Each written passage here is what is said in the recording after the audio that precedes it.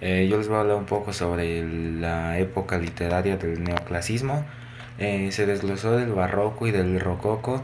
Es un movimiento estético donde surgió en el siglo XVIII hasta el siglo XX.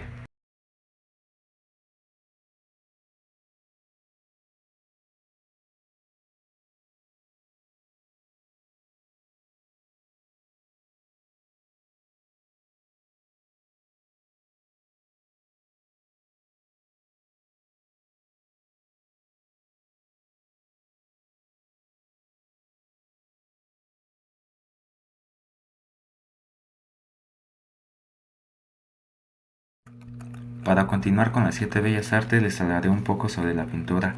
La pintura es un movimiento artístico que se desarrolló principalmente en Roma en la década de 1750. Después de eso se expandió y desarrolló por toda Europa. Sus características más principales son que tienen temas claros, colores muy llamativos y tienen muchísimo realismo. Los autores más sobresalientes e importantes son Jacques Louis David con la obra La muerte de Sócrates, que es la que tengo de fondo, y otra obra de ese mismo autor sería La Gran Odisea. Para continuar, las siete bellas artes continúa el cine. Del cine no había tanta información sobre él, más bien se consideraban como teatro en vez de cine. El único cine que pude encontrar fue el que tengo de fondo, que es Nisa. Ahí destacó un personaje, un cineasta muy reconocido, Carl Teodoro, donde sus obras más importantes fueron Robert Abraisi y Zack de Isa. Para continuar con las siete bellas artes, continuamos con la escultura neoclásica. La escultura neoclásica fue un movimiento filosófico y artístico que se expandió rápidamente en los continentes de América y Europa en el siglo XVIII al XXI. Se caracterizaba por usar un tipo de modelo de una persona donde el escultor lo esculpía en ya sea madera o yeso, en cualquiera de los dos materiales.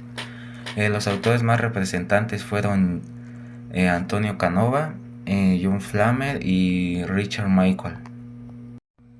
Continúo con la arquitectura neoclásica.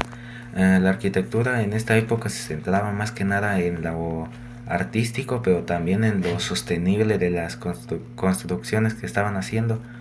Se caracterizaba principalmente por tener muchas columnas, como podemos ver en la imagen, formas geométricas sencillas, escaleras muy grandes de la entrada a la salida, y se centraban también mucho en el detalle de todas estas estructuras.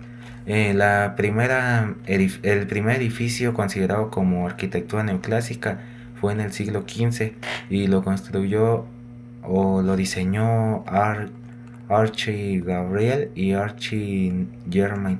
Fueron dos grandes arquitectos de esta época. Continúo con la música neoclásica. La música neoclásica duró muy poco en esta época, ya que se usaban melodías como de tipo clásica, donde se usaban formalmente en las sociedades altas, se llamaban así, y se utilizaban instrumentos como son de cuerdas, se usaba el violín, y de viento se usaba el saxofón y la trompeta. Los autores más sobresalientes de la música neoclásica son Johann Sebastian, Beethoven y eh, Wolfgang Mozart, que es el que tengo de fondo. Para finalizar con las siete bellas artes del neoclasismo es la literatura neoclásica. La literatura neoclásica reflexionaba sobre las costumbres de esa época, destacando la importancia de la educación, y al final solían dejar una moraleja como las fábulas. Los autores más importantes fueron Louis David, Antonio Canova y Lavoisier. Como conclusión de esta época neoclásica podemos tener que se centraron más que nada en lo simple pero en lo efectivo, abarcando todas las siete bellas artes, también dejando de lado un poco lo clásico y entrando a lo barroco y a lo rococó.